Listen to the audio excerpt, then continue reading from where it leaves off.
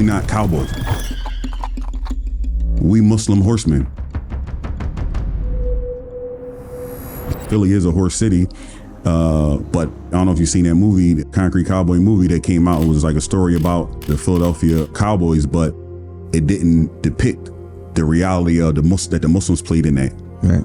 Brother Jamil Rahimahullah, Imam Asim Rahimahullah, my father, they played a key role in that. They had a barn, had all these horses, and they always made it clear. They used to say, we Muslim horsemen, we not cowboys. So they used to always tell a story about a neighborhood parade type horse show that all the people that rode horses was going, and they was expecting them all, everybody get, dazzled up, get their nice hats and get all your nice stuff, and everybody was expecting them to show up with the best cowboy stuff on. So one of Imam Asim Rahimahullah, one of his wives was a seamstress. So behind the scenes, she's sewing them up these like Arabian like looking tack and tassels on a horse, and to match their gutrins and everything. Is a picture, I gotta get you this picture if I can see the picture. Is a picture with them three on the horses with camises on and they turbans wrapped. When they pulled up to the parade, people was looking at them trying to figure out what is y'all doing, And they just made it clear, like we not technically cowboys, we horsemen. Stuff like that.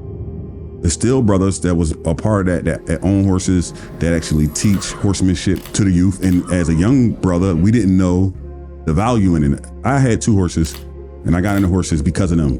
I thought they was into horses just because they just decided to like horses. But they had an intention that this was a sunnah hobby. This was something that the Prophet Muhammad SAW and his companions, they rode horses, and they advised in various hadiths.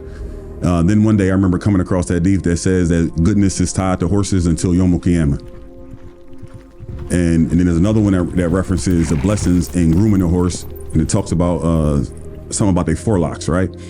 And I remember asking Imam Asim about that one day, and I said, "Why you never talk about the blessings in horsemanship and archery and the stuff that y'all do?" And he's like, "What? I thought you know that. Like, I thought y'all would know that. Like, that goes without saying.